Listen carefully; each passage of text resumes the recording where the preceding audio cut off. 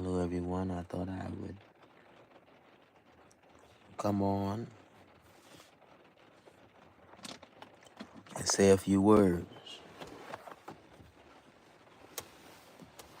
I just made a hour and 30 minutes video of Darrel Brooks. Now, I will say this, that was involuntary. An hour and 30 minutes was involuntary because that's not something that I had intended to do relative to that duration. But sometimes, when I get to speaking, sometimes time can just fly and I don't realize that, oh my God, I've been talking for over an hour and it don't even feel like it. And so I just did a Darrel Brooks video and it went an hour and 30 minutes and I didn't realize it. And so it will be uploaded because given the duration, given the time, it's a lot of content. It's going to take a while for that video to upload. But make sure that you have your notifications on. So when that video uploads, you are in fact abreast and or aware in light of the Darrel Brooks video. Let me read this. Somebody said, good morning. Mitchell, good morning. Good morning. Oh, listen, y'all. When y'all see that next Darrel Brooks video that I upload, y'all gonna be cracking up laughing. Yo, it is hilarious. Listen, you guys are going to enjoy. I just want you to sit back and enjoy. Let me tell you something. Watch this. Watch this. Do you know sometimes if I'm ever bored or if I ever feel a little down, sometimes I go back and I look at the Darrel Brooks trials just to cheer me up. Because I be laughing when I be looking at my videos. I be laughing myself. And I said, you know what? These videos really that I'm uploading is really therapy to somebody that might be depressed. Because I can tell you one thing. If you were ever depressed, I dare you to watch the videos of Darrel Brooks that I upload. You're not going to be depressed anymore. You are going to be laughing at this fool in question. And so I want everybody, amen, come on, y'all put your notifications on and be on the lookout for the next Darrel video. As a matter of fact, watch this. Look, let me show y'all. I'm about to show y'all the production of it. Look at this. See? I'm still waiting for that whole video to save. I'm waiting for it to say. It's gonna take a while. And it's gonna take a while to upload. That's why I tell y'all, put your notifications on. Oh, y'all gonna be in for a good time. Once the upload is complete. Y'all gonna be on for a good time. And guess what? I encourage everybody, get your popcorn. When you watch this video that I'm getting ready to upload, and guess what? Well, I don't want to tell y'all the video. There's some things that I was saying in that video, but I don't want to tell it. Because if I tell it, then what's the point of watching it? In other words, let me be quiet. And you watch the video. Hey, let me read this. Somebody says 6.4 in the UK. Hi, Lyle. Good morning. Good morning, Zanzibar Delight. Zanzibar, you sound like something that I may have ordered from Starbucks. Cause because that cake was certainly a delight that I had at Starbucks on yesterday morning. Now, be on the lookout. All right. Does anybody have any questions concerning at any point during the trial and or tribunal of Darrel Brooks? You know, I was looking at the Morning from Philly. Marianne McKinney. All right. Amen. Good morning from Philadelphia. Good morning. Good morning. I was looking at a segment, excuse me. Y'all know how y'all like to correct everything. Let me say it right. Segment, not segment. Segment. During the segment of the trial where Darrel Brooks had questioned Detective Rowe. How many remember Detective Rowe? Y'all remember when he was asking, when did you submit your report? He said, when, what did he say? When I submitted it or when, I don't know. But that Detective Rowe, oh, Darrel Brooks. See, Darrel Brooks always tried to play, I got you. Every time he questioned witnesses, he tried to play that I got you. But he didn't have Detective Rowe. Detective Rowe made him look like an idiot. That entire questioning. Ooh. And I don't mean no disrespect. Listen, I don't mean no disrespect to Erica Patterson. But guess what, y'all? Detective Rowe wasn't no Erica Patterson, that's for sure. He wasn't no Erica Patterson. In other words, he wasn't scared of Darrel. He looked right at the jury when he was questioned by Darrel. When did you start your part of the investigation? He looked right at that jury. Detective Rowe looked right at the jury and said, after he drove his SUV into that parade. That's exactly what he said. He didn't hold back. He told the jury. See, Erica Patterson, she was still timid on that stand. And I don't know why. Because Mr. Brooks, yeah, oh, he had shock devices on compared to, as far as what he says. So if he has shock devices on, then Erica shouldn't have been scared. She shouldn't have been timid. He can't do nothing. He's shackled. I told you that Attorney Opper already said, as Mr. Brooks sits here shackled, he's in control of nothing. And if he's in control of nothing, then the only thing Erica had to fear was fear itself. Wasn't one of the presidents that said that? What was the president that said during his inauguration?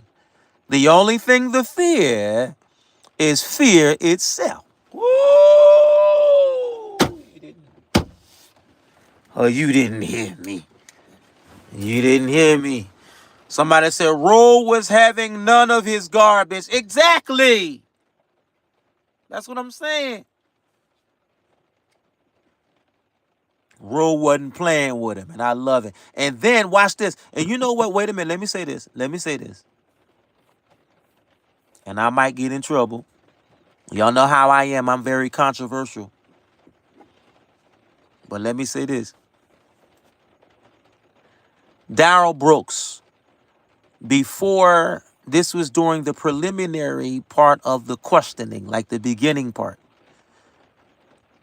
he didn't like, or it wasn't to his satisfaction, that every time Darrel asked Rowe Detective Rowe a question, that Rowe would turn around and look towards the jury and start answering. Y'all remember that? Y'all remember he said, is the jury asking you questions or is it me?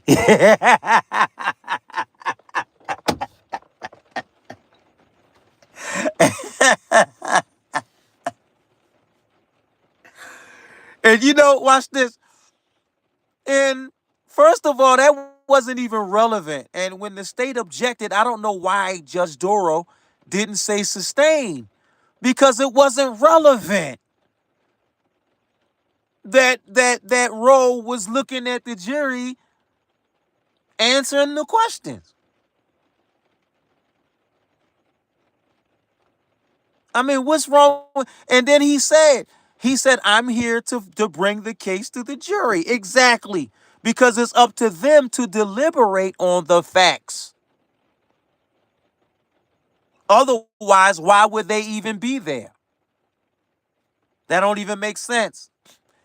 So why is that an issue that he's telling the jury according to the question? But I don't know why Judge Doro didn't sustain the objection, because it wasn't relevant. And as a result of Judge Doro not sustaining the objection by the state, she let him go ahead, and he kept going on that. He says, shouldn't you be paying attention to the question? See, he kept going, and the state objected. Relevant, Your Honor. And now the judge says, all right, sustained. Well, it should have been sustained from the get-go. Otherwise, we wouldn't even be here.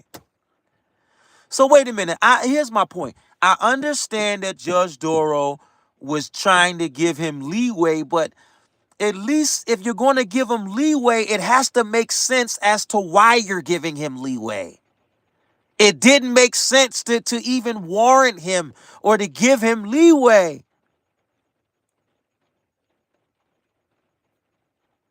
It just didn't make sense. It was irrelevant. How does anything irrelevant make sense? Anything that is not relevant means that it doesn't make sense. It ain't got nothing to do with it. That's just like the state. Watch this. The state had a myriad. There was overwhelming evidence against him. Watch this. According to the exhibits, they had a number of exhibits that basically had Darrel Brooks on the ropes. I mean, he was doing rope-a-dope. They was whooping his behind in that evidentiary phase.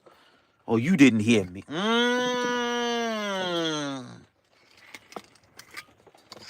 And then every time they would show the exhibit relative to the vehicle in question, he would say objection. Objection to what? And of course, Your Honor, the judge would say, overruled. How can you object to something that is irrefutable against you? And so that didn't even make sense. To object and think that the judge was going to sustain his objection against the state. All right, let me be quiet because some of what I'm saying is in that video that I'm uploading, y'all.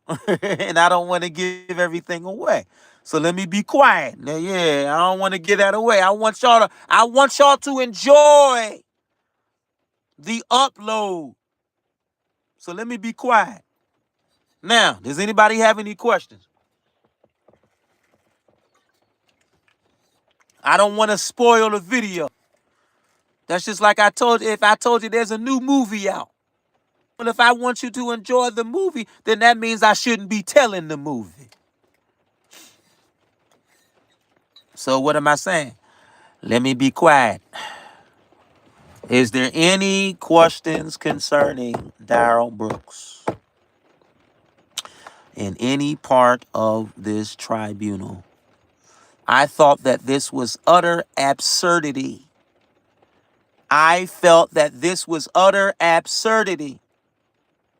Let's read this. Somebody said, evidentiary. Your rant is the funniest thing I've ever heard at 7 a.m. in the morning in UK. Let me tell you something. Wait till you get a load of this next upload. Oh, you gonna enjoy this. Because I went ham. I went ham. Oh, I went ham on him. Oh, I got him. Oh, I got him all right. I got him. I got him. All right, y'all. Let me go. But I want you to make sure that your notifications are on. You all need to see this next upload. I comprehensively, if you notice in the video, you will find that I comprehensively break down the dynamics relative to each party. In other words, the party, which is the state, and the party of he says the alleged defendant. You know what? Darrel Brooks might have been right when he referred to himself as the alleged defendant. You know why? Because during that entirety of the tribunal, I didn't know what his defense was. So maybe he was the alleged defense because there was no defense.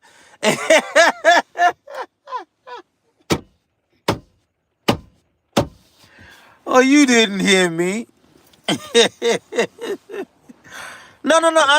I'm asking you a question, audience. What was Darrel Brooks' defense other than jury nullification? And really, that's not a defense. That's really against the law. You can't argue sympathy to a jury. That would be bias. That would be prejudicial.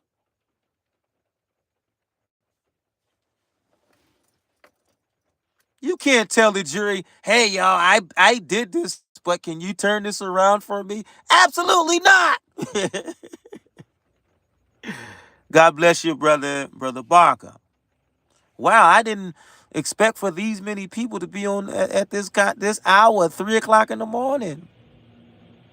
Well, we do have some UK people on here. God bless you. It's 7 a.m. It's 7 a.m. their time. And so what am I saying, y'all? All I'm saying is this. And I'm pretty sure you can even agree even on this front. Watch this. Let me ask y'all a question. Did Darrel Edward Brooks give any of those jurors any reason to like him? And I just want y'all to answer that. Absolutely not. So if he didn't give them a reason to like him, then why did he expect jury nullification? See, that don't even make sense. Exactly. So if they didn't like him, watch this. One of them flipped him off. What didn't he say? One of them flipped him off. Well, that is indicatory that they don't like you. Why would you flip off somebody that you don't like? So that lets you know right there that they didn't like him. So what made him think that they was going to nullify what he did? That doesn't. Oh. Y'all see what I'm saying? He did things that were completely stupid. He did things that did not make any sense.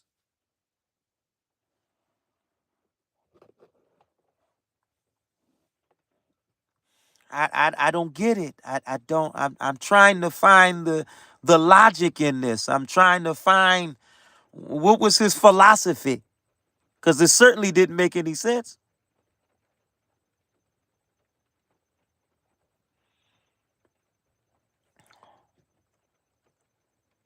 Let me read the. I'm sorry. Let me calm down because watch this. Y'all think I'm hyped now?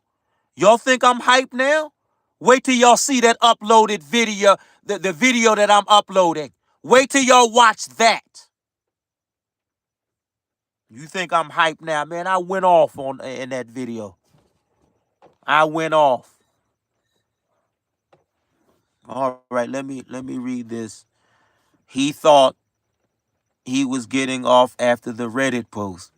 Oh please, he's the probably one that planted that. Listen, let me tell you something. You gotta remember, this man was fighting by any means necessary. What do I mean by any means necessary? In other words, by any tactic necessary. That was a tactic that apparently failed. He knew he was going down. And watch this. When y'all watch that video that I'm uploading, y'all will see where I will point out where he strategically, watch this, follow me on this, he strategically, and I don't want, let me be quiet, I don't want to tell the video, but let me just give a little portion. Let me give a little portion of it. Listen. During that trial, the evidence against him was so overwhelming, he knew that he was doing the rope-a-dope. Okay, the state had him up against the ropes. He knew he couldn't win. But then he tried another tactic. Y'all remember when he said during the examination by the state, watch this. He said, how did that paper get to the table? How many remember him saying that? And then he tried to pretend that that paper got to the table beyond his knowledge. Y'all remember that? Well, how did it get there? See, the only reason why he was playing that tactic, because he knew that there were pre-trial rulings, watch this, outside the presence of the jurors. So he knew that the jurors weren't there and they didn't know that there was a pre-trial. There was a pre-trial that they comprehensively went over. In other words, Darrel knew how those papers got there. The bailiff put them there. Because Darrel Brooks couldn't put the papers there because they needed to reduce the potentiality of his custodial status. And the judge made it fair by not allowing the state to get up and to put any paper on the table. So she allowed the bailiff to do it. But Darrel knew that. And he tried to create a conflict on that. Because he knew the jury wasn't there. And so he was trying to create doubt to make it seem like the court was being biased against him. Oh my God. Woo! Come on, man. His tactics, man, his tactics was trash. And I can't believe he was that brazen. He was that brazen. What does brazen mean? That bold to play a game of Russian roulette with the law. You got to be brazen to do that. Or dumb as hell. I'll go with the dumb as hell part. Dumb and stupid. All right, I'm sorry, y'all. Let me read the comments. He hated Mrs. Opera. Wait a minute, let me, oh, I'm sorry. I didn't know y'all was commenting. And I'm up here just let me read the comments here. Brother Lehigh Mitchell. He said he just wanted them to be fair. Oh my God. Well, guess what? I can debunk that. Watch this. Easy. It's easy to debunk that. Watch this. Or refute that. Watch this. Do you notice every time Darrel Brooks says something stupid, what did Judge Doro do? She said, okay, I'm going to excuse the jury. Exactly. Because because he said something stupid, so now she needs to explain to him, which she wasn't really obligatory to do. It wasn't obligatory for the judge to explain anything to a defendant. That's the job of an attorney, not the job of the umpire. Oh. So, in other words, if Judge Doro operated outside of her job description, because guess what? She's a judge, not an attorney. If she operated out of her job description to explain to him outside of the presence of the jury, then how can he argue and say that this wasn't fair when she wasn't obligated to assist him? Watch this. He can't even argue and say the state wasn't being fair because they assisted him relative to getting those witnesses as far as the subpoenas because they knew of his custodial status. He could not do it himself. And they weren't, the state was not obligated. It wasn't obligatory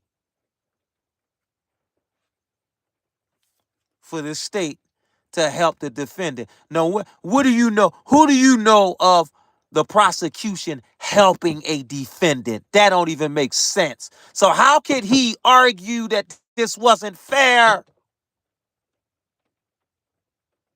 Nah, I would turn that question around and say, was it fair for you to kill these people that had nothing to do with your situation going on with Erica? They had nothing. Those people at the Waukesha parade had nothing to do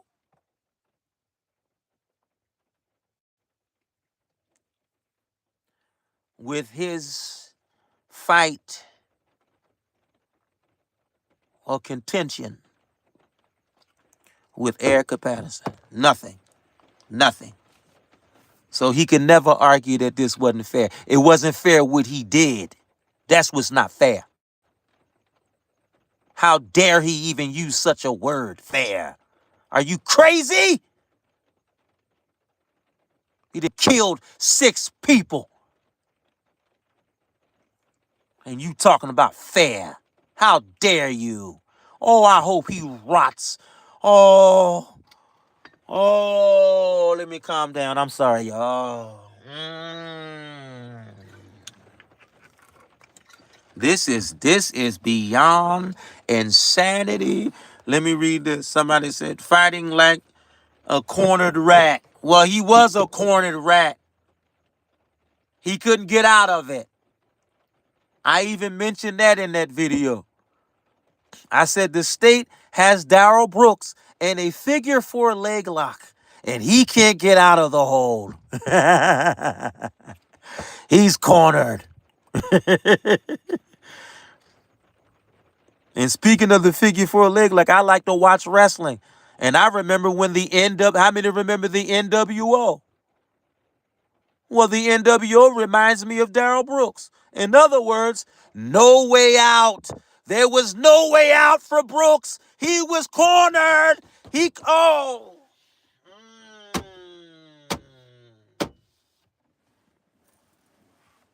didn't hear me. Let me read this. His mother needs to be in there with him because she was complicit in other words, she had involvement, of course. And by the way, I'm going to make another video on her because she needs to be further exposed. And I hope I get a whole lot of hits on that video. Maybe that will influence the state to bring charges because in light of her being complicit. Do you know what that means? Watch this. You know what that means? Anytime she was complicit, that means she was of assistance.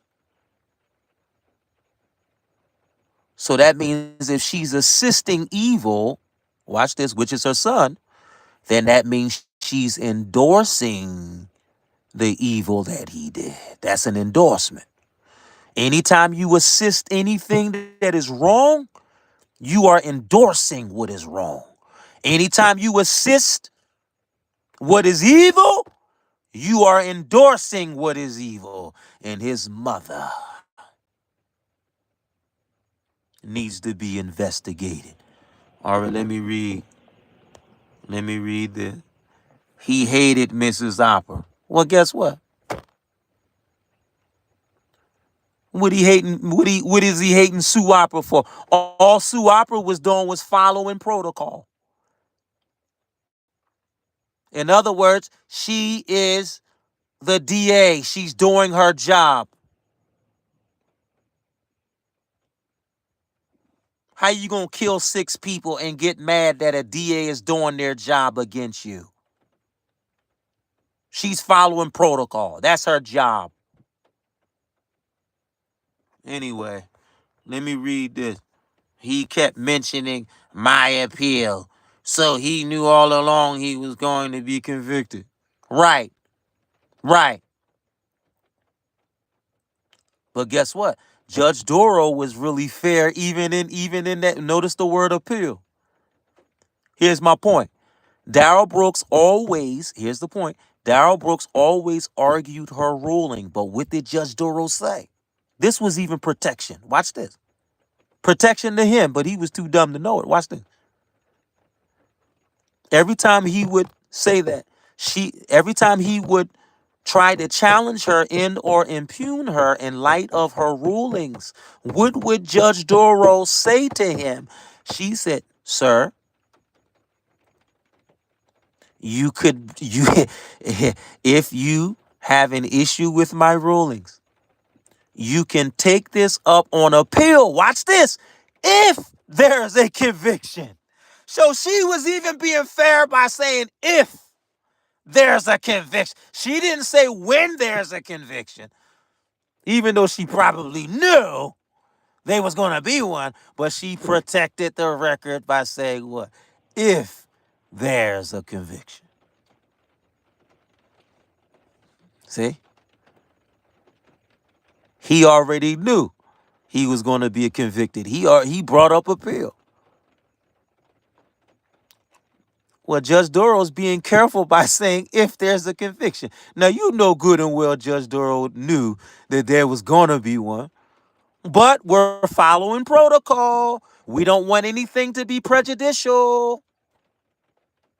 So she had to say that. Exactly. Watch this. She had to protect his rights, given that he had a statutory right to represent himself. All right, let me read this. I'm not a brother. I'm a woman. Oh, I'm sorry. I didn't know you. I didn't know you were a woman. I apologize. Fair equals siding with him. Exactly. Exactly. In other words, that would be bias. And that's why I like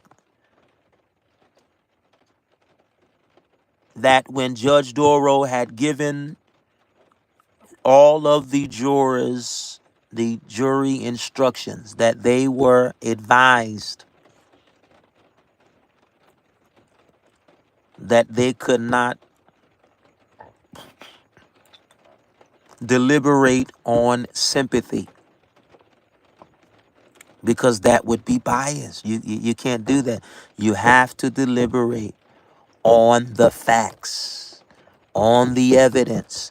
The jury determines the truth in the matter. Always remember that. Not sympathy in the matter, but the truth, the evidence. And that's why it was the state was very careful. They weren't nonchalant. Even though they had overwhelming evidence in this case, they were not nonchalant about this at all, as well as they shouldn't be. They were very meticulous. Judge Doro was very meticulous. They were very careful not to give Brooks the victory by way or via technicality. All right, let's read this. Somebody said he delayed the trial that should have been done 10 days, lasted 3 weeks. Well, you know what? Let me say this. I had said this. All right, so that upload that I'm uploading, I had actually mentioned this, that delay. I had mentioned the delay. And I might get in trouble for saying this, but you know what? This is one of the things that I did not agree with in light of Judge Doro incessantly giving Mr. Brooks the autonomy to basically do whatever he wanted to say, whatever he wanted to say. Here's the point. Do y'all remember during the trial, I believe that Judge Doro had already excused the jurors because she needed to have a colloquy between both of the parties, but mainly Mr. Brooks. And Judge Doro was trying to explain to him. Hold on, y'all. Hold on, y'all. Give me a second.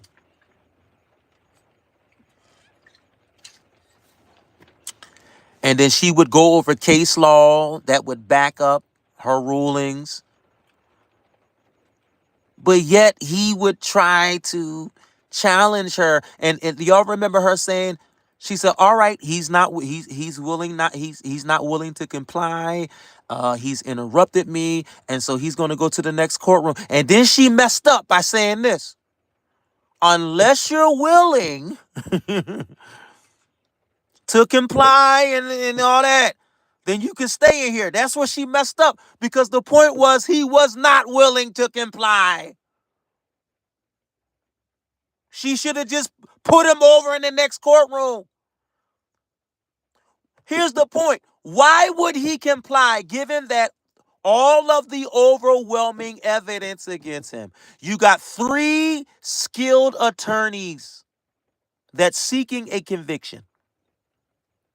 They've already showed a plethora and or myriad of evidence. Watch this. That became permission to publish. You know what permission to publish means? That means the jury is seeing what's going on now. That's why I said he was doing the rope-a-dope. He was up against the ropes. He had no chance. And so my point is, he wasn't willing to comply with going down, because that's what he was doing, going down in flames. So I hate it when Judge Doro said, unless you're willing. No, absolutely not. He should have been removed from that point, given that she understood what he was trying to do. And what was he trying to do, y'all? Delay, delay, delay, delay, delay. And with that understanding, there should have been no reason to warrant her giving him another chance, with the potentiality of him complying to the decorum of the court. Absolutely not. All right, let me read this. Somebody said he delayed the trial. Should have been. Oh yeah, I already read that. Marion said Opera was a woman and not scared of him. Well, of course she wasn't scared. Let me ask you a question. Would you be scared of somebody that's saying that they got shocks? They got shock devices on them? See, that's what he was alleging. And if he had, here's my point. If he had shock devices on him, Then that's even more reason for Suapa to not be afraid of him. Ooh, you didn't hear me. You didn't hear me. Let me read Brother Bobby Barker. Judge Doro gave him too much leeway, but he cut his own throat with that. Well, of course she gave him too much leeway, but there was a strategic reason behind the aggrandizement concerning the leeway or the augmentation. See, there was an expansion of leeway. But she strategically did that for the purpose of there not being a likelihood of an appeal. She was strategically cutting off the likelihood, because I just told you, he can't argue that they weren't being fair. I mean, how do you let a defendant talk for 2 hours and now he goes back and say, oh, it wasn't fair? Come on, man. She let him talk for 2 hours strategically to cut off the likelihood of a potential, watch this, appeal. Exactly. Exactly.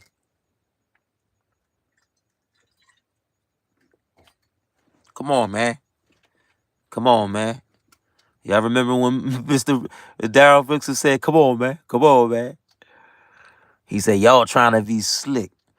This don't make no sense. Y'all remember he was muttering that under his breath? This is ridiculous. This is ridiculous. Oh, please. What was ridiculous is what he did. What was ridiculous is the countless times relative to his prevarication, his lies in that interrogation room conducted by Carpenter. He lied habitually in that interrogation room. That's why when he was questioning Carpenter, what did he say? See, that's the irony, because during the watch this, during the interrogation, Carpenter was interrogating Brooks, but during the trial, Brooks was interrogating Carpenter. Y'all see the irony?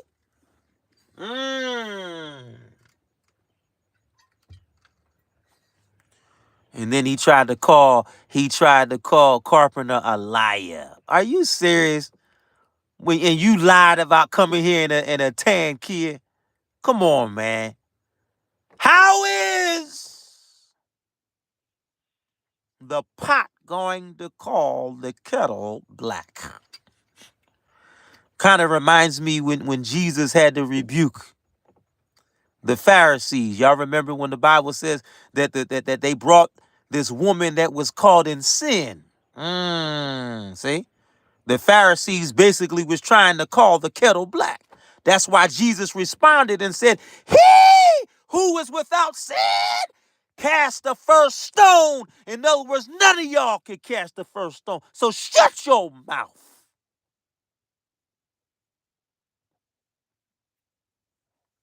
Touch your neighbor and say, ain't no honor amongst thieves.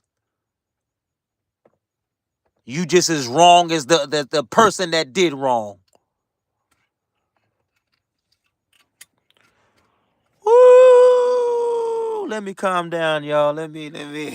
I'm sorry, y'all. But I'm just fed up with this. Let me read. Oh my God, I'm up here bringing Bible in this. My God. Well, guess what? Watch this. In my defense, didn't Darrel Brooks bring a Bible to court? And guess what? I don't know what for. It didn't help him.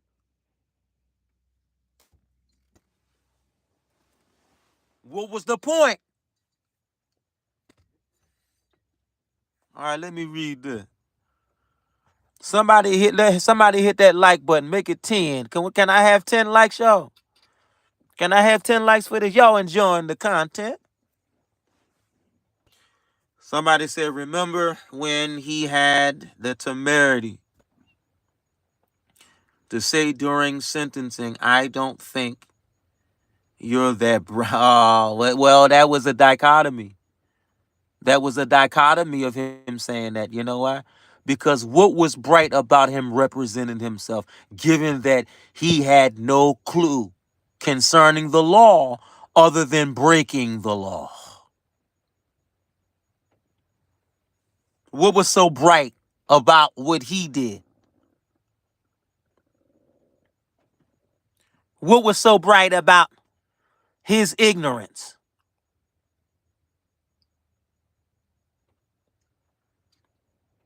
And if she wasn't bright, guess what? I'd argue and say Attorney Opera was bright enough to get the conviction over him. Because in theory, that was the point. That's why they were there. Because they were seeking conviction.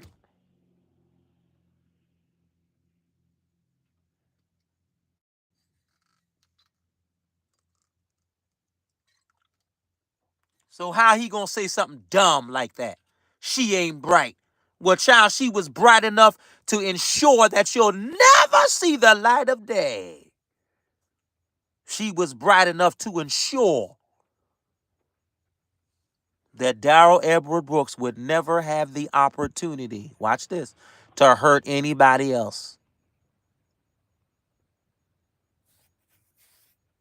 So if I were to weigh your brightness against hers, child, I'm going with Opera all day.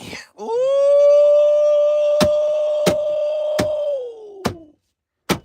Oh, touch a neighbor and say, we didn't hear him.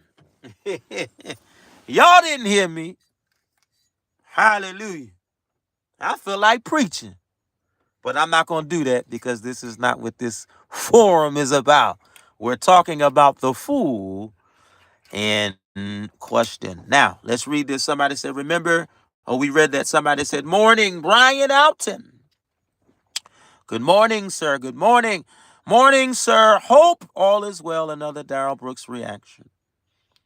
Well, you ain't seen nothing yet because I got another video on the way.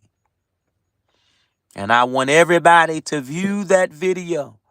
And I want to read your reactions. I enjoy your reactions, your responses. Let me read this. Somebody said he never mentioned subject matter jurisdiction during sentencing. That's because he knew. All right, watch this. Let's go over that. Okay, here's the let me reword it this way. And I know I've been talking a lot. Let me slow down. And so let me ask it this way. Why didn't Darrel Brooks bring up subject matter jurisdiction during that 2 hours that he spoke? Why didn't he bring that up? Why didn't he bring that up? You know what he was doing? You know what he was doing? He was trying to kiss Judge Doro's keister. That's why he brought up. What did he bring up? Remember he said that there were children that was dressed up like you during Halloween. He was trying to give her accolades. How many remember that? In other words, he was kissing keister. Oh, y'all ain't saying that. See, he wasn't talking about subject matter jurisdiction. That he was kissing ass. But it was a little too late. What did I tell y'all before? He was a day late and $1 short. It was too late because it started to bite him in there. It bit him in his behind. Because the power post those verdicts went directly to the judge. And Darrel knew at that point it was over. It was over. Let's put it this way. Let's put it this way. If I said to you, F you piece of shit, I effing hate you. If I said to you, I hope you go to hell. But watch this. But all of a sudden, I'm trying to get a job and I'm trying to get hired, but I need you for recommendation. But mind you, wait a minute, mind you, I already cussed you out. I already disrespected you. So how am I expected for you to speak good of me? What am I saying, y'all? What am I saying?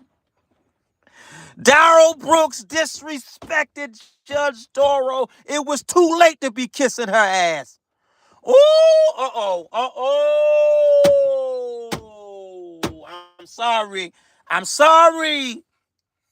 I'm sorry for cussing. I'm sorry. In my defense, at least I can say that I'm sorry. Did Darrel Brooks say that he was sorry for killing all those people? Woo! Which, in other words, what is worse, me cussing or Darrel Brooks killing 6 people and not saying sorry? Oh! But trying to play the victim throughout all of this. That's a bunch of BS, y'all. Come on. Come on. Let me read this. He never mentioned, what about when he said, how can you call yourself? Well, that's what I'm talking about. That's the disrespect that I'm talking about, Barker. The point is, he disrespected her, but it was too late when he started kissing her ass. That's why she told him, I'm not here for no accolades. I'm here to bring judgment on you. And how many remember during when those verdicts were read? He gonna ask a dumb question. He said, what is judgment? Oh my God. You're an attorney and you don't know the definition of judgment? See? It goes back to, and then he said attorney opera is not bright, but you don't know the definition of judgment.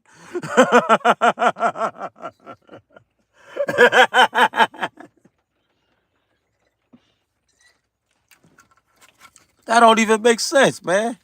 Like, watch this. You use the word temerity. Well, here's my point. I'll use it.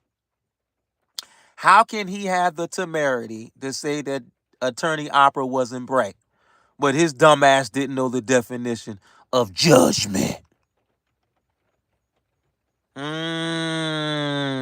about that? Ooh, look at your neighbor and say, what a coinkadink. In layman's terms, what a coincidence, but I like to say, what a coinkadink. Ooh! Or should I say, what irony? That is irony.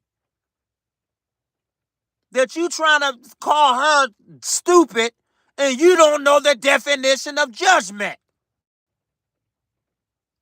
What irony? Ain't no coincidence. What irony? What dichotomy? What stupidity? What in antithesis? High five your neighbor and say, what a dummy. Woo! You didn't hear me. What a dummy. Let me read this.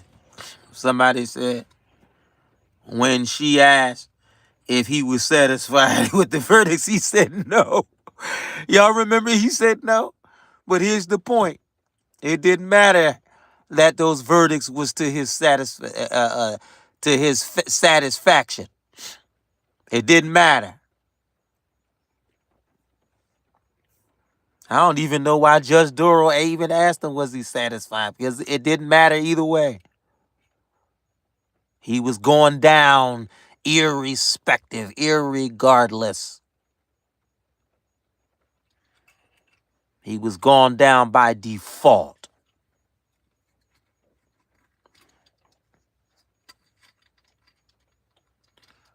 You know, let me say this. And I want to get your feedback on this.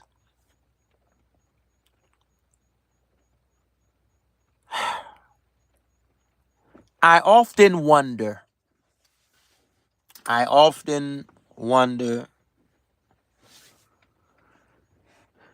given that this trial has been over, he's been convicted, he's been in custody, watch this, even a year before the trial. I believe the trial had commenced in October. Somebody give me the year. Was it 22? I believe it was October 20. It was in 2022 in October, relative to the commencement of the trial. But the point is, he was already in custody in 2021, because that's when the attack had in fact ensued. And so here's my point. Given that there was a year of his custodial status prior to the trial, and now that the trial is over, it's been over a year because we're in 2024 right now. We in March. And so here's my point, y'all. I often wonder, given all that time, I often wonder, as he's sitting in jail, probably wondering like, oh my God, like, yo, I fucked up. Like yeah, I'm just wondering, is he thinking like, damn, I screwed my life. I destroyed my own self. I can never have freedom again. I can never, watch this, I can never drive my mother's Ford Escape again. Oh, my. I often wonder, does he look back in hindsight?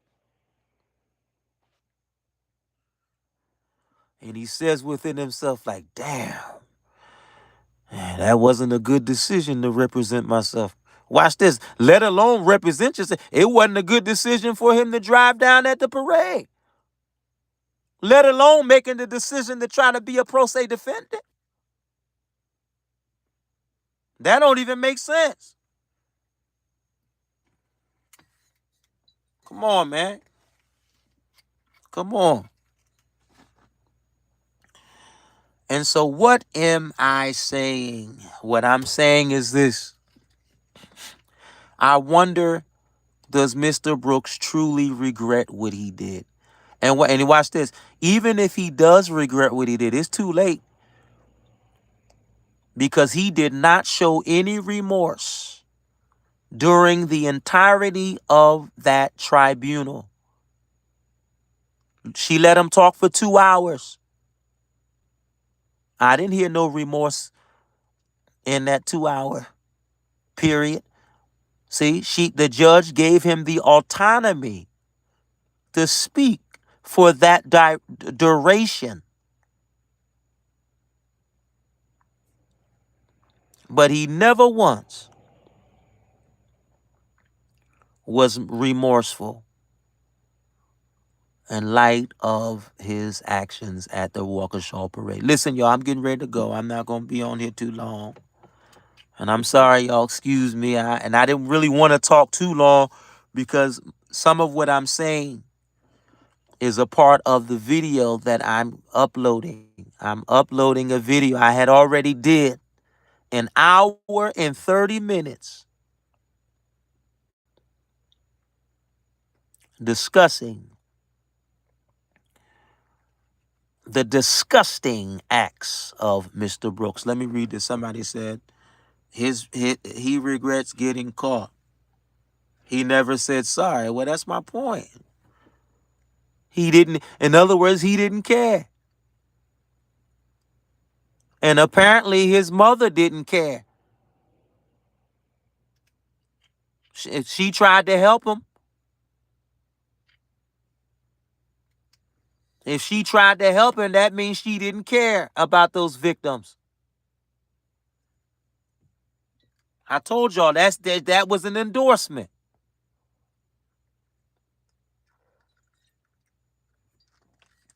And then they try to lie and try to blame this on mental illness. Are you serious? And you know what? Let me say this. Mental illness is not a game. That's serious.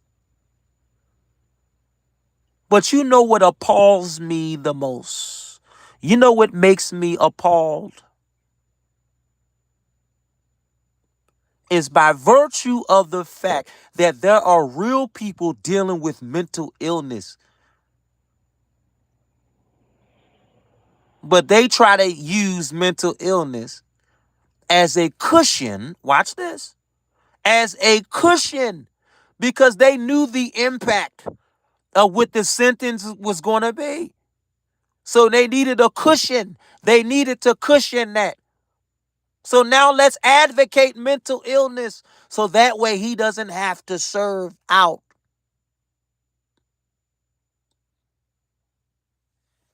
those 7,000 years.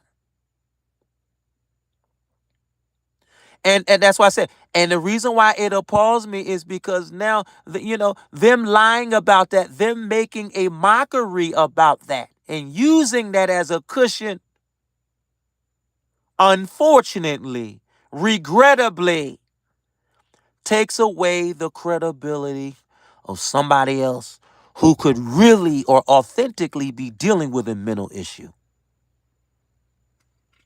See what I'm saying? In other words, they made it a liability. Just for lying or for using it as an excuse. What am I saying?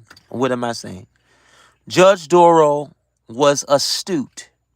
How was Judge Doro astute? Well, let me tell you how she was astute. Because she brought the experts in to evaluate this fool in question. Woo! Come on. Y'all remember the sentencing? She was saying it. She was asserting. She said that she had experts to evaluate, to give a proper, watch this, determination. Because Darrel Brooks was arguing his grandmother, watch this, the wicked witch from the West, the grandmother,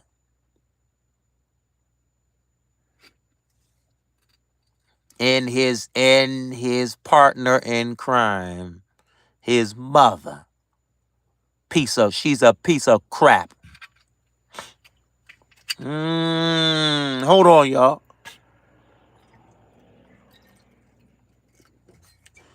What did they do? They collectively advocated mental illness as a way to cushion the impact. Now, let me say this, and I know I've been talking a lot. I'm going to read your comments. Let me say this, because this connects relative to what I'm saying. Because you got to remember, his mother and his grandmother collectively, what did they do? They advocated mental illness as a cushion. It's almost like if I was drinking alcohol, if I was drinking alcohol,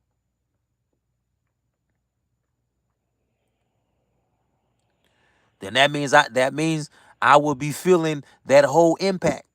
But if I get a chaser, then I can cushion that impact. Let me get out of here. In other words, if I can advocate mental illness, then I can cushion the impact of the sentence. Let me. Oh, y'all. Oh, I need you to follow me. Woo, I'm going somewhere. Mm. And Judge Doro saw through that game because what did she say during the sentencing? She said that his family, and I'm paraphrasing, but y'all know, she said that they made a feeble attempt advocating mental illness. What does feeble mean? That means a weak. Feeble means weak. So that means their attempt did not have any basis. It was meritless. It was weak. It was impotent. It was unwarranted. It was gratuitous. Child, I can't even think of no more synonyms. But you get the point.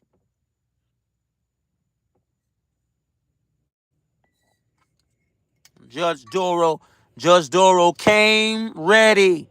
She had the experts,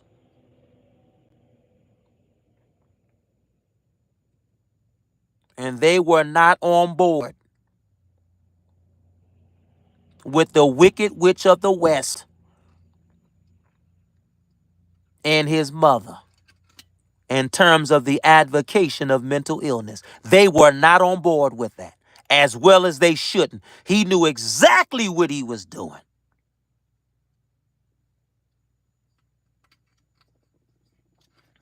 Somebody said 4 doctors. It was 4 doctors.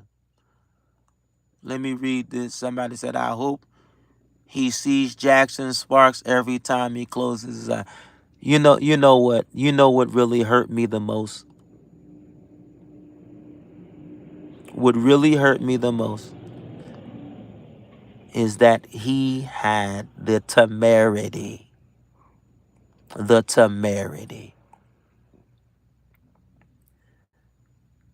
talk about, watch this, the love of his life. Well, who was the love of his life? Watch this. His daughter. See, he was up there talking about his daughter. As if he didn't even care. He didn't care about anybody else but him, his survival, his family. Everything's all about him. That's what hurt me. The fact that he did this and he was insouciant. He was indifferent. There was no remorse. There was no regret. There was no scintilla of an authentic apology. That's what hurt me because I put myself in that situation. I said, oh my God, what if it was my daughter that he killed and he's up here talking about his daughter that he still has access to because his daughter can still call up at the jail. Jackson Sparks, come on. His mother can't, they can't have communication anymore. That was cut off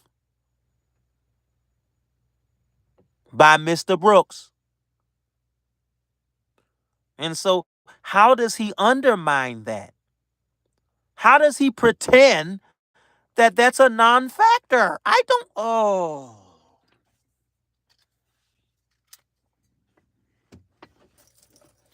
Let me say this and I'm going to let it go because I can talk. Y'all know I can talk all day about this.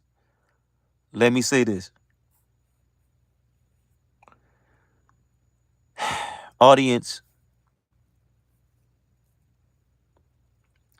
This is definitely unprecedented. How do I know that it's unprecedented? Even Judge Doro, she said, as 11 years on the bench, to say that this is, and then she comes back and she says it's an understatement. She's never encountered anything to this magnitude. This is beyond insane. We're in the upper echelons of insanity now. Cause I ain't never seen nothing like this. And she ain't never dealt with, she's never litigated anything like this. You didn't hear me. And so what am I saying? What I'm saying is this.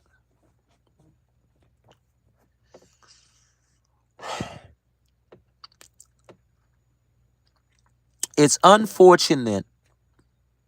It's very unfortunate that given his, and I'll leave it alone, I'll say this, given the plethora concerning the criminality of Mr. Brooks. In other words, he has a history invariably committing crimes after crimes after crimes. It's unfortunate that his mother didn't have sense enough. Watch this. Given that she was allegedly, watch this, they said that she was afraid of him, right? Well, if Dawn Woods was afraid of Darrel Brooks, then why didn't she have sense enough not to post bail for somebody who you supposed to be afraid of? Come on, how about that? That didn't make any sense. That's just like if I'm afraid of somebody and I got a restraining order, but they come near me, and now I call the police that because they near me, now they locked up. And then the next day I go and pay the bill to get them out. That doesn't make any sense.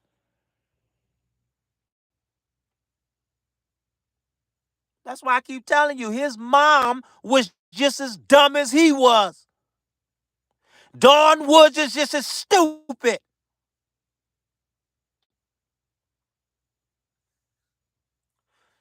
If she had any sense, given the reality of his invariable crimes, then why didn't she have sense enough to say, well, you know what? Maybe I don't need to post bail because if he comes out, he gonna be doing the same stuff. But she was dumb and paid the bail. Basically, all she did was take the leash off of the animal when she paid that bail. Because what did that animal do? It attacked. She took the leash off of that animal, and that animal attacked at that Waukesha parade.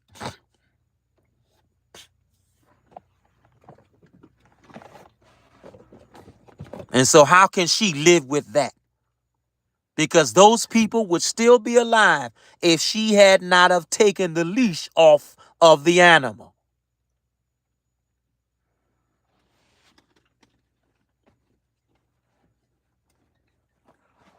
Ooh, all right. Let me quit. Oh. My. I'm sorry, y'all. I'm sorry if I said anything that would offend anybody. Listen, I look. Even if I did say something that offended anybody, it wouldn't matter. Because I don't think there's no greater offense than what Mr. Brooks calls down at that parade. That was a major offense. And he is where he belongs.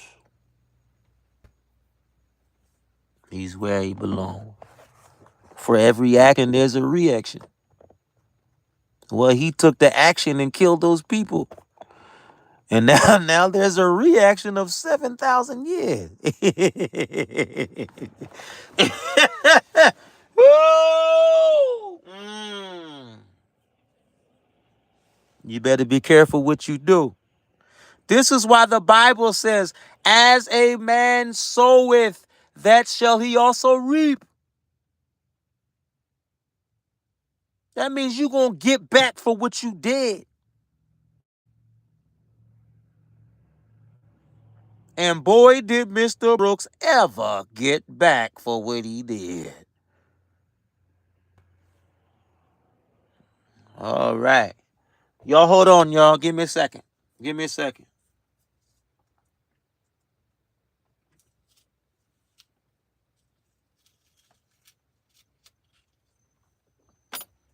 Now, does anybody have anything they want to say? Again, I didn't realize that there was going to be a myriad of people. There's 12 people. My. You know what? Watch this. You know what this reminds me of? Watch this. Notice we have 12 people at 4 o'clock in the morning. Watch this. Last Saturday, y'all.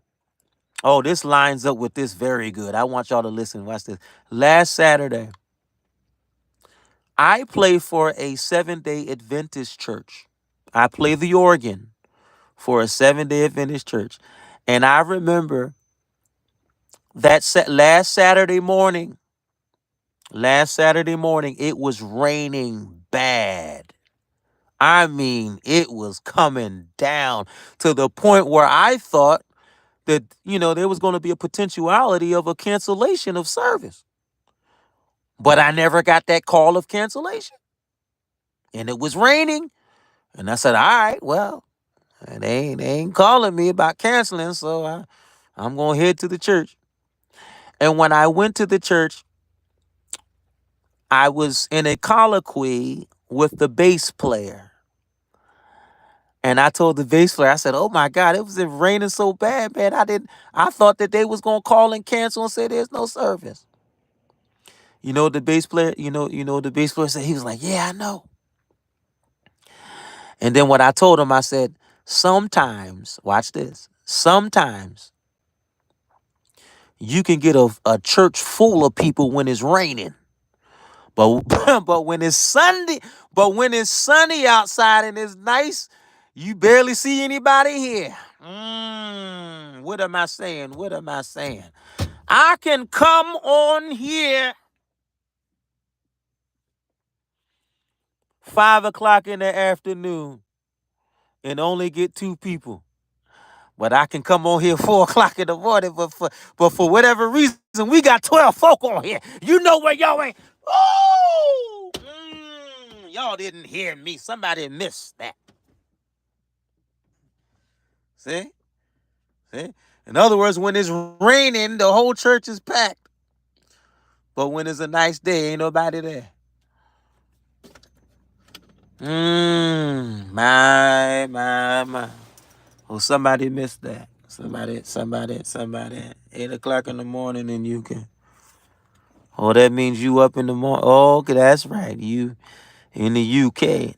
Now, speaking of UK, I understand that Boris Johnson is no longer the leader. Is that true that you were no longer under the leadership of Boris Johnson? Is that right? Come on, somebody talk back to me.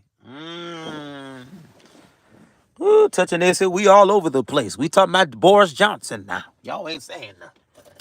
Well, the only reason why I brought up Boris Johnson because he brought up the UK. How about that? You didn't hear me. Hold on, y'all. Hold on. Hold on, y'all. Hold on, y'all. Somebody said, can you tell me why Darrel Brooks didn't testify? because that would further make him look like an idiot. Listen, now watch this. If he would have testified, that meant that the jury would be present during that testimony, right? Exactly. So here's my point. If watch this, he was a pro se defendant during all of this. And so my point is, if Judge Doro had to excuse the jury in light of his ignorance as a pro se defendant, then what do you think would have happened if he would have been testifying in front of the jury? Come on, man. Come on, man. You could look at that. Come on. That's writing on the wall. In other words, he did himself a favor by not testifying, given the overwhelming evidence against him. You didn't hear me. You didn't hear me. Let me read what y'all saying now. Not been the prime minister for ages is record show. Oh, you talking about Boris? Boris Johnson is no longer the leader of UK. And guess what? They tell me that Queen Elizabeth died. And now her son Charles is the king now. And they tell me he's sick. He getting ready to check out of here. Oh, you didn't hear. Oh!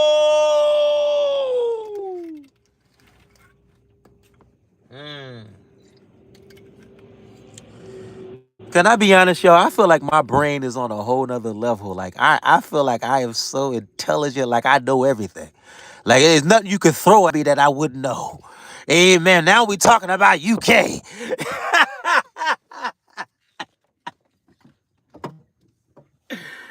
My brain is on a whole nother level right now. All right, come on, somebody quickly. Come on, quickly. Does anybody want to respond in light of the foolishness and or the absurdity of Darrel Edward Brooks? Listen, watch this. I've been saying all along. I truly believe that Darrel Brooks really thought by representing himself that he had the advantage, given that he was not an experienced attorney. And so maybe the Court of Appeals would make it seem like, oh my God, well, there's 3 attorneys against somebody that's not even an attorney. And so I really think that he probably was going to I think he was thinking that he was going to win off of sympathy. If it's not coming from the jurors, then it will come from the Court of Appeals. But the problem with that, though, here's the problem. Let me let you know what the opposition of that is. The opposition is this: he blew that opportunity. You know how he blew that opportunity? Because he told Judge Doro, he said, "You trying to make me look bad on the record?" No, Judge Doro is not trying to make you look bad on the record. You made yourself look bad on that record. She's just taking notes and jotting everything down that you're doing and giving a proper report on that record. An accurate report, not a made-up report, but an accurate report. So he can never say. I mean, I just thought that was preposterous to suggest that Judge Doro was, quote unquote, trying to make him look bad on the record. Y'all remember he said, you need to stop lying on the record. In other words, he was calling a judge a liar. Oh my God, that's dangerous. I would never call no judge a liar, because I understand that my fate My life is basically in the judge's hands. How dare I disrespect a judge? But that's how dumb he was to play that game of Russian roulette. It almost makes me think maybe he did have a mental illness, because anybody normal wouldn't be doing that. Oh my, oh! You didn't hear me. All right, let me. I'm sorry, y'all. Y'all know how I get when I get to talking. Somebody said, I think with it, Magman said, I think also he didn't want to answer any questions, have a civil conversation with the prosecution team. In other words, he didn't want to comply. Exactly. That's why I didn't like when Judge Doro kept asking him, unless you're willing to comply. Well, that was the least that he was never going to comply. Let me read this. Somebody said, what evidence did he claim he had in his ICFs? And by the way, ICF is an acronym of Inmate Communication Form. And watch this. There's even irony with that. How is there irony with that ICF? Because what did he habitually say throughout the entirety of the trial? What did he object to incessantly? What did he incessantly object to? He said, objection, I'm not called by that name. See, every time they said Darrel Brooks, he said he wasn't going to be called by that name. Well, what does that have to do with the ICF form? What does that have to do with the inmate communication form? The point is this. The judge could not receive that ICF form if his signature wasn't on there. And what did that signature say? It said Darrel Brooks. Ooh, exactly. That's the only way that she would receive that ICF form, with his signature.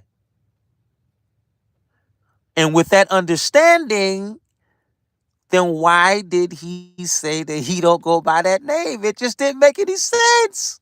It didn't make any sense. Oh my God. Darrel Brooks is so debunkable, y'all. It's easy to debunk him.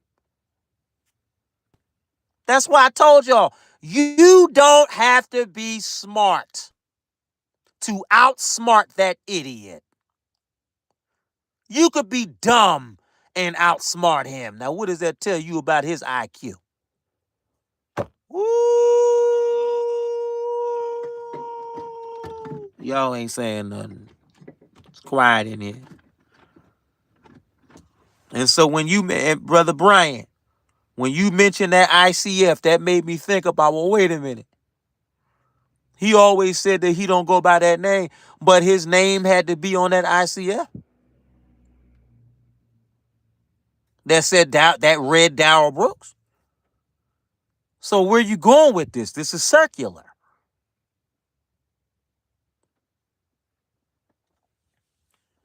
Let me finish reading.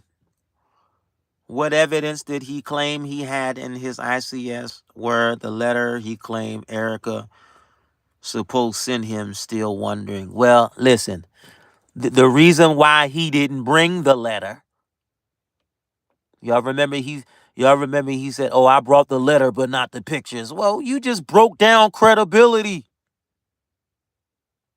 The support where you got those letters from. or no, not the letters from, but the pictures from.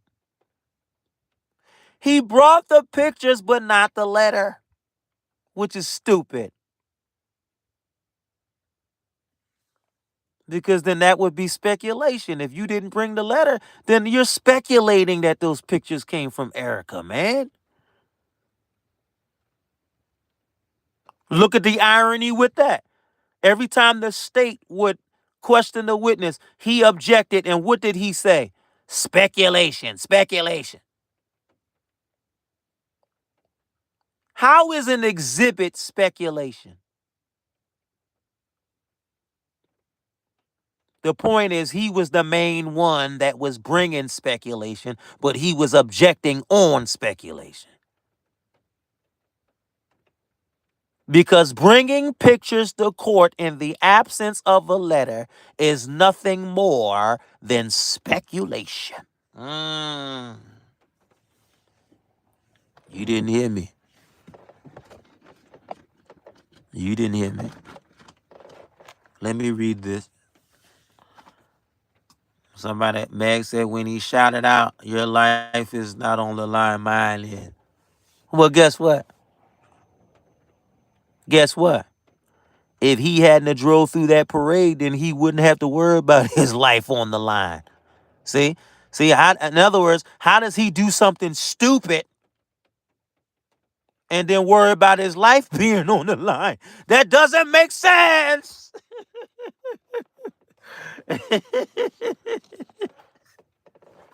That's what I'm saying. It's easy to debunk him because he doesn't make any sense. And I don't know how Judge Doro let him talk for 2 hours. And out of those 2 hours, he never made any sense. Oh.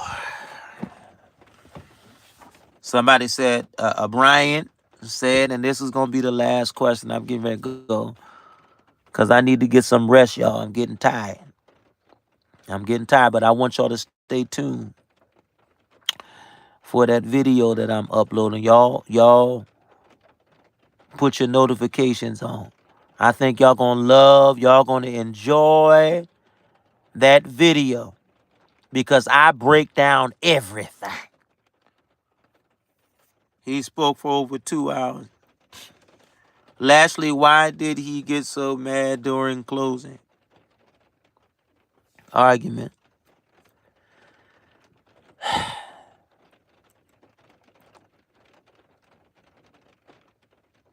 The reason why Darrel Brooks got mad during closing arguments is no different than Darrel Brooks getting upset by asking a dumb question. What was the dumb question that he asked?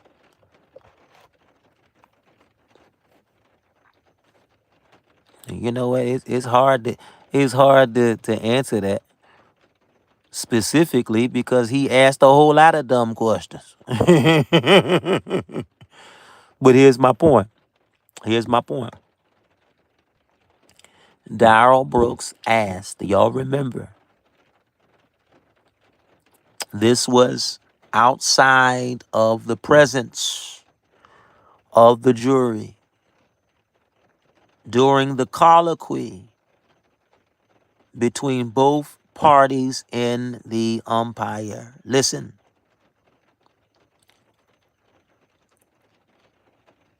Darrel Brooks asked a dumb question. And that question was, he said, what is the relevancy of the jury view? See? Now y'all know that didn't make sense. Why wouldn't it be relevant for the jury to view the vehicle that was alleged that he had driven?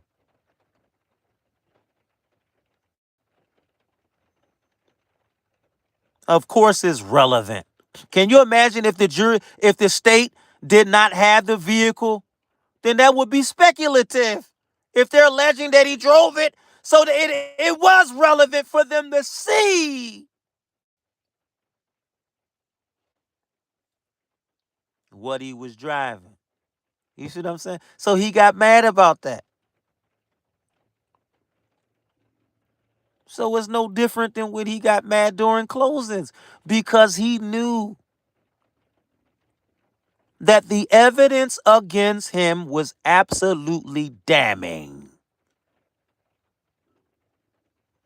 The evidence against Mr. Brooks not only was overwhelming, but it was damning.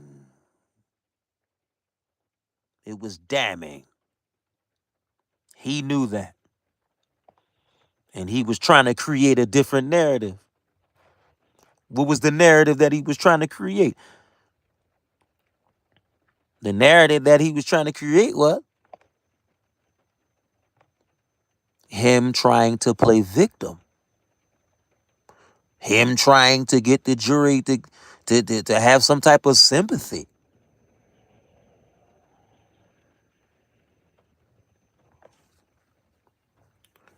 Why would the jury have sympathy for him and he didn't have any sympathy for what he did? That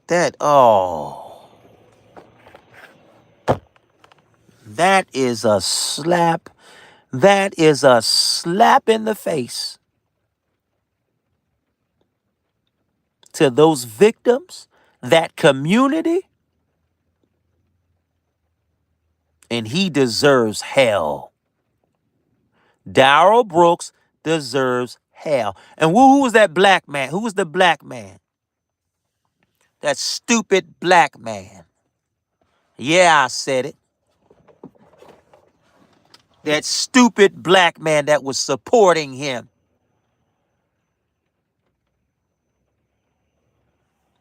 All he did was endorse what Darrel Brooks did.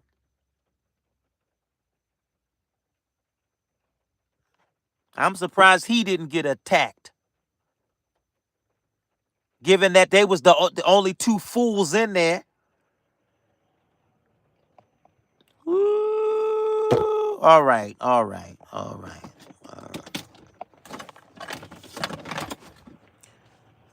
Let me hey Lyles in chat. God bless. Oh, TY, I'm sorry, TY Roll.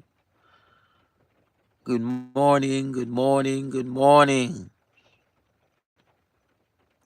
He spoke for over 2 hours, no interruption. Right, the state did not interrupt him at all. In other words, they went along with all this nonsense. As soon as they start talking, he wanted to interrupt right when they got started.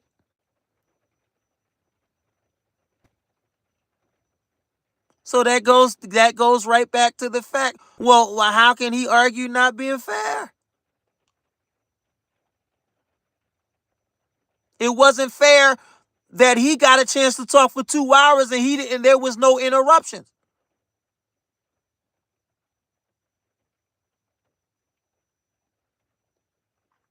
But when the state got to talking, it wasn't fair for him to interrupt. They didn't interrupt him.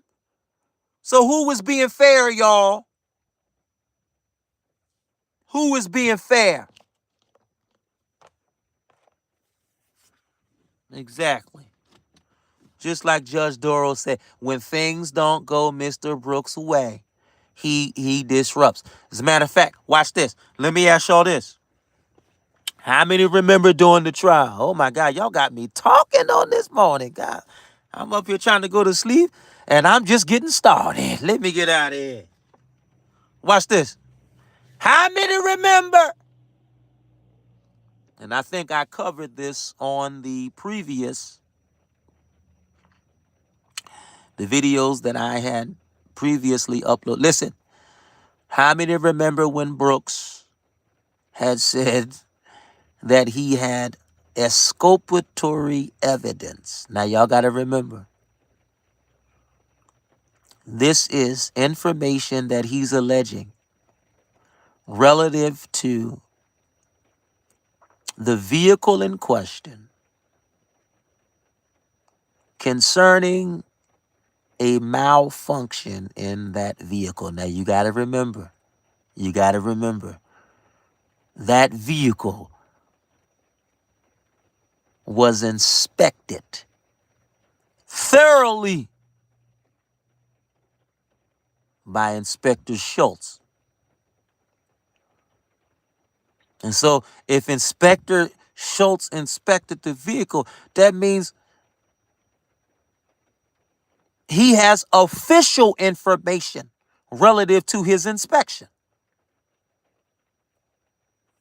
But Darrel Brooks said he has exculpatory evidence. Very important. Y'all know what exculpatory means. That means he got enough evidence to refute and debunk the state, including the Inspector Schultz. Oh my God!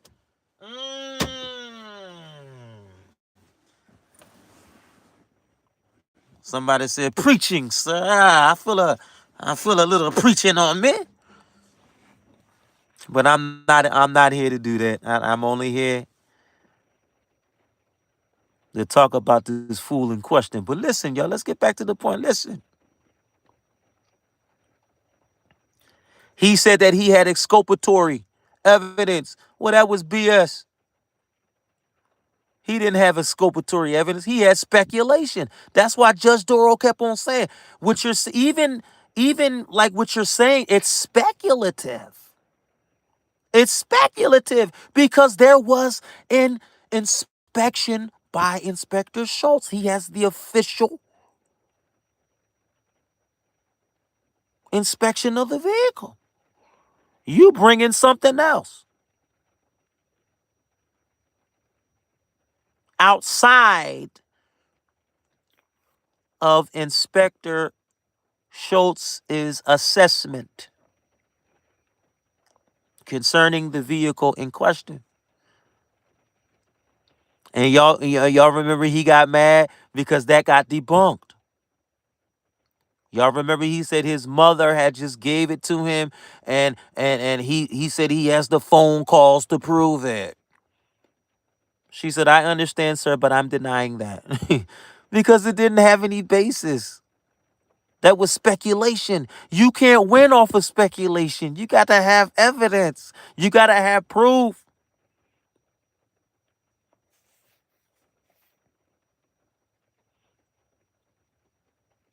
And the state had proof by an official inspector.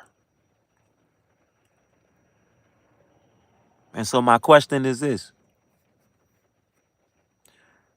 Why would Judge Doro rule in favor of speculation versus the official evidence done by an official inspector? Exactly. Exactly. So it was what? It was tossed out. Like it was, I believe Darrell thought that he was going home that day. Y'all remember he said count 76 or whatever it was. Count 76 to be dismissed. Y'all remember he said that? And if y'all watch this, when y'all watch the trial, when y'all watch that, look at how Judge Doro looked at him when he said that. She had a look on her face. In other words, nigga, please.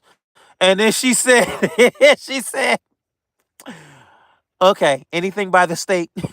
And the state basically refuted that. Ain't no basically, they did refute that. They shut it down. And he didn't have any legs to stand on. And then he got mad and wanted to challenge the judge on her ruling. And then he said, what did he say?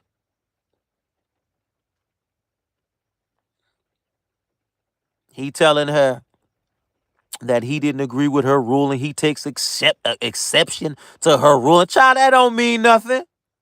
Who cares you take exception? And then he gonna be dumb and then try to get her to make a reconsideration on her ruling. Like, bro.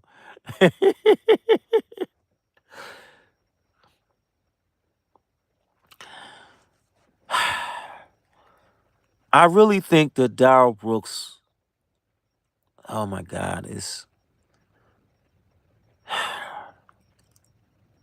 I honestly I don't understand how he thought that somehow he was going to win this, man. I just, there was too many odds against him. There was too many negatives. There was too many people that witnessed what he did. It just wasn't going to happen.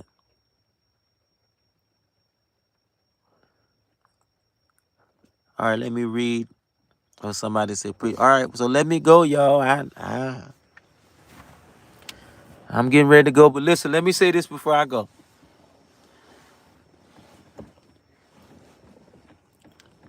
How many would agree that Darrel Brooks essentially, or I should even say theoretically, Darrel Brooks theoretically was in fact the nails in light of his own coffin?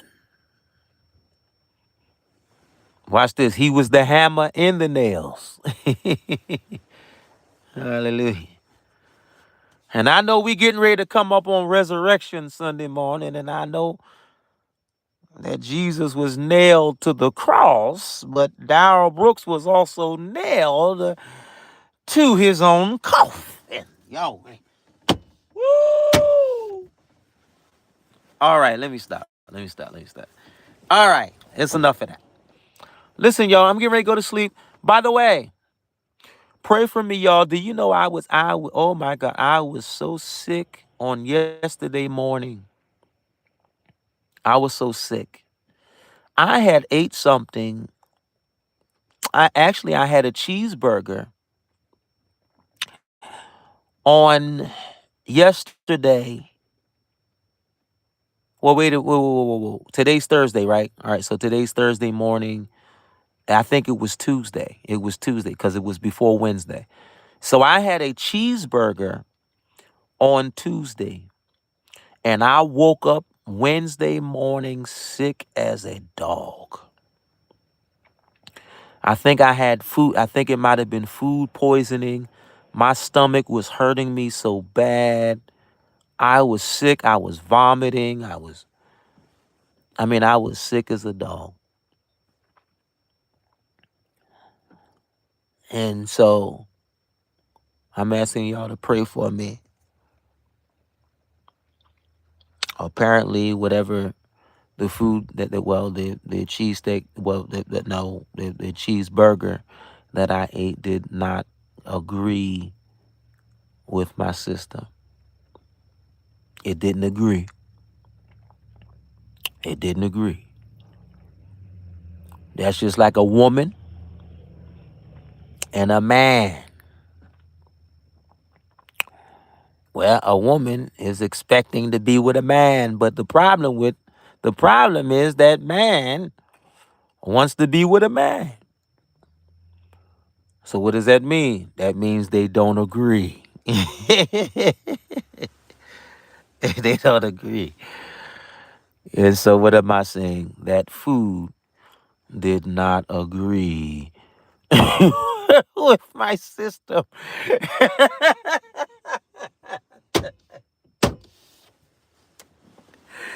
let,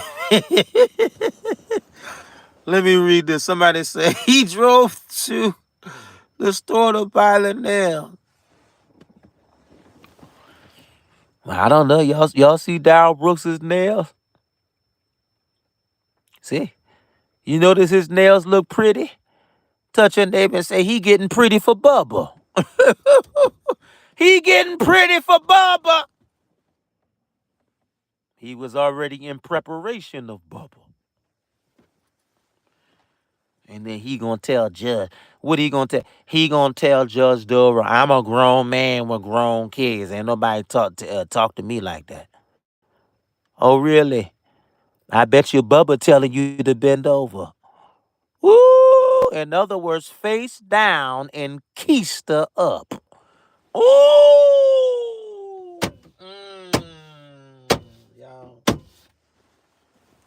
You didn't hear me. You didn't hear me. Beloved, let me say this. Hold on, y'all. Hold on. Hold on, y'all.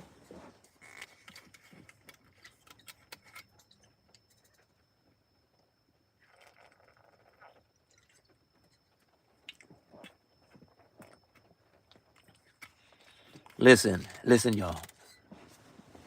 Oh my God, it's 4:30 and y'all still here. I know that's right. I know that's right. Let me say this, y'all.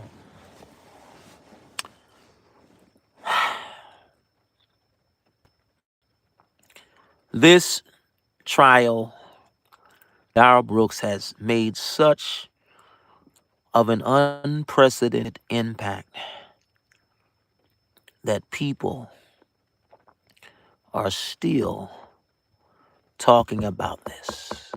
I believe that this trial, this whole thing, this is going to be talked about for years to come. Years to come. I bet you in 10 years, people going to be talking about Darrel Brooks.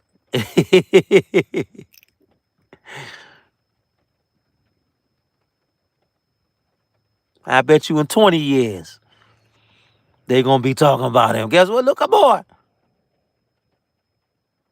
Listen, watch this. JFK, the former president, John F. Kennedy, was killed how many years ago? And people still talking about that, trying to figure out who killed him. And you don't think that they're going to be talking about Darrel Brooks 30 years from now? It's going to be in the law books. I like exactly. Exactly. They're going to be talking about this for years to come. The dumbest criminal of all time, Darrell Edward. Well, guess what? If Bubba got to that keister, I can't call him Darrell Edward. I got to call him Darrell Adwina. Not Edward. Adwina Brooks. Oh, child, he's Adwina now. Oh, because Bubba then visited them cakes. You know what? He's Darrell Adwina Brooks. Why is Darrell Adwina Brooks? Because there has been a visitation of Bubba.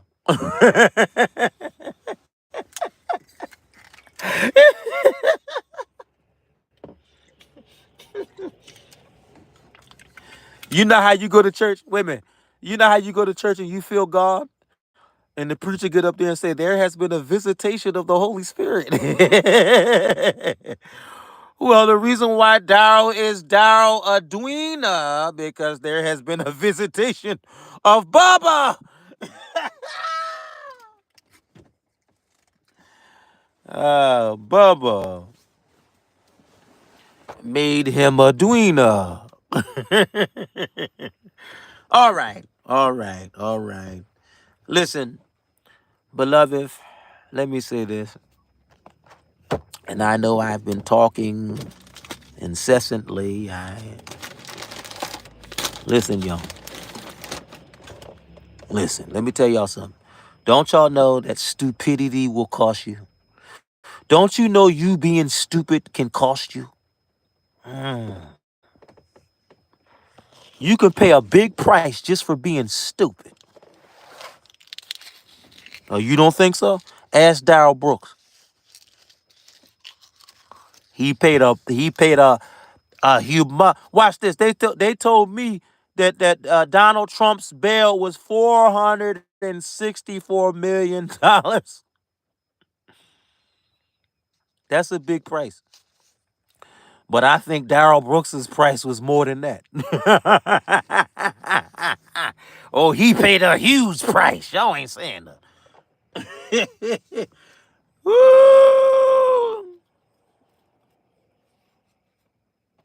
Y'all ain't saying nothing.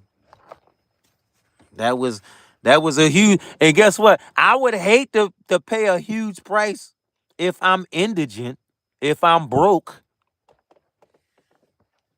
If I was indigent, then why would I risk paying a huge price? That don't make sense.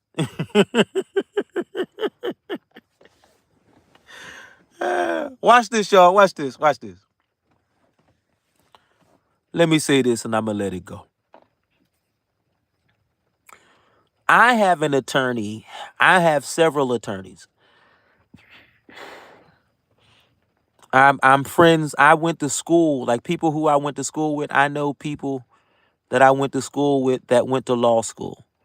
So I'm always in contact. I know the law. We even talk about the Darrel Brooks case. And I have a friend that is a defense attorney, and he was like, yo, this dude is a fool.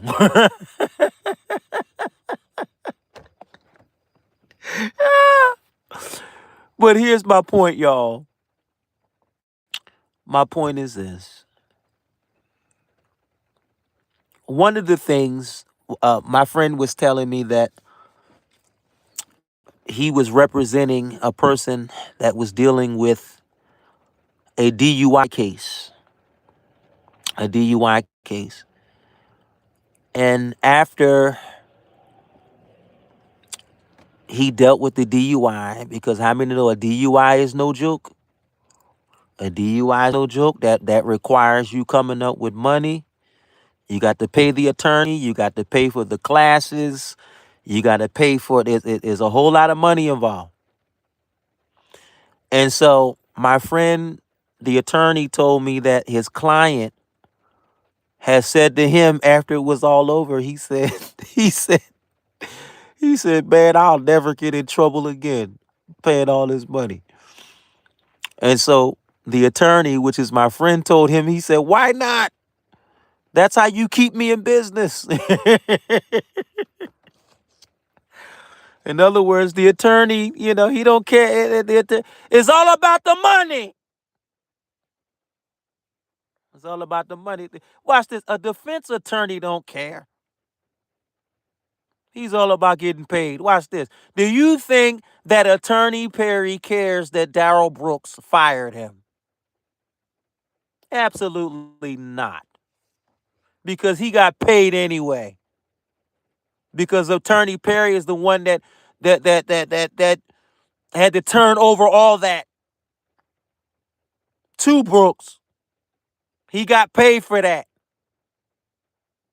So Attorney Perry didn't care whether he was going to jail or whether he didn't, as long as he got paid.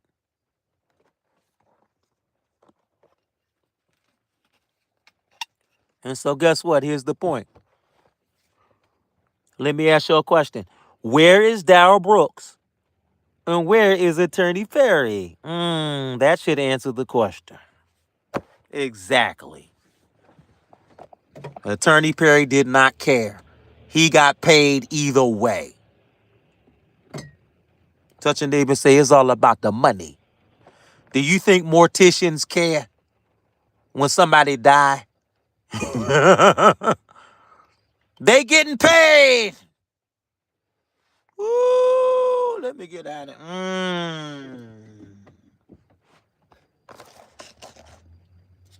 Anyway, let me read. let me read what y'all saying. Love always with the witnesses he called. You would think Perry set him up for a dummy mission. Well, no. I'm not going. No. I don't believe Attorney Perry did that at all. I believe that Attorney Perry did his job and he turned over all of the discovery to Brooks. Despite, watch this, irrespective of Mr. Brooks' protestation, alleging that he didn't receive this. Y'all remember when he was protesting concerning a video that he didn't have.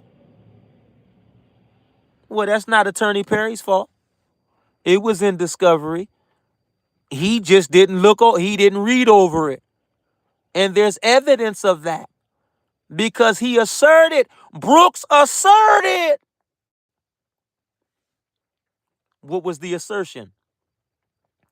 The assertion was, do you see y'all remember he told Judge Doro, do you see all these boxes? He said, it's a lot. It's a lot. And I didn't go over exactly. He just told on himself. He didn't go over all that discovery. But that's where his ignorance comes into play. Because if he would have here's the point, if he would have kept Attorney Perry on, then he wouldn't have to worry about trying to go through all the discovery. But he was dumb, arrogant. Oh, wait a minute. Oh, okay, there's 3 attorneys, but they don't make me flinch one bit. Y'all see the arrogance? And then he gonna get mad because the state used what was in discovery as an exhibit. But he didn't go over everything. So now he trying to create a problem. Come on, man. Come on, man.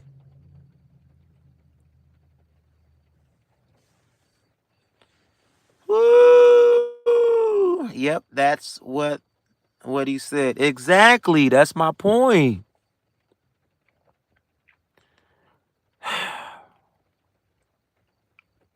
Beloved, can I say something? Can I just say something?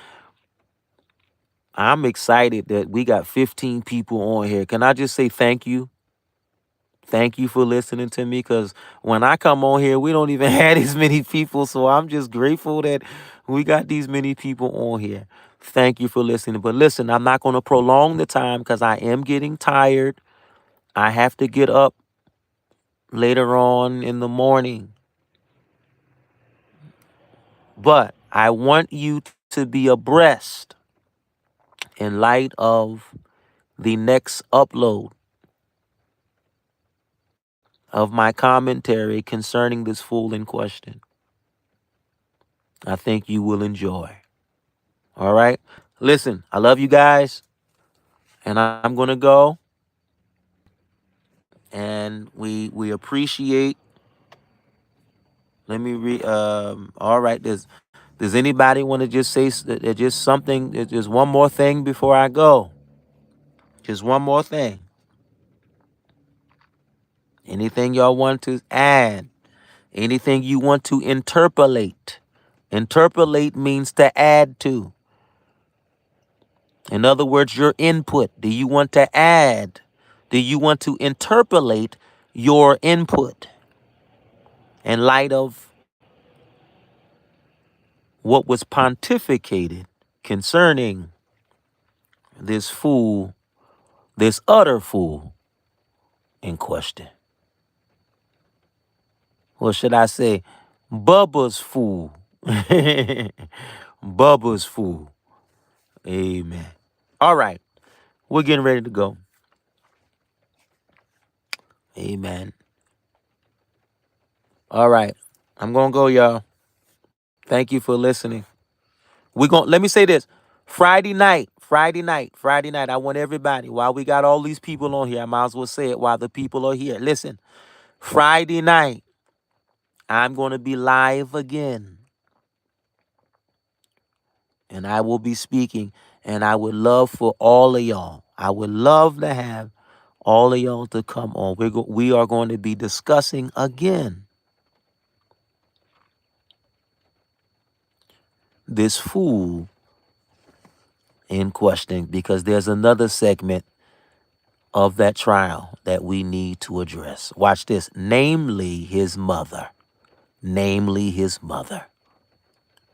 Dawn Woods. All right. So God bless you. And I'm gonna go. We'll be here. Thank you, Marion. Marion McKinney. Is it? Wait a minute. Are you the one from Philadelphia?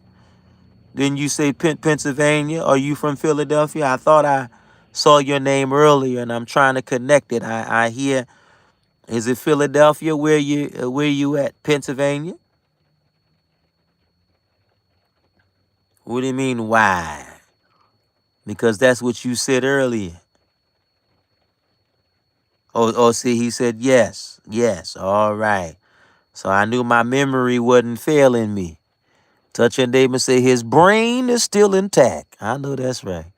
Hallelujah. All right, I'm gonna go. God bless you. Bless you.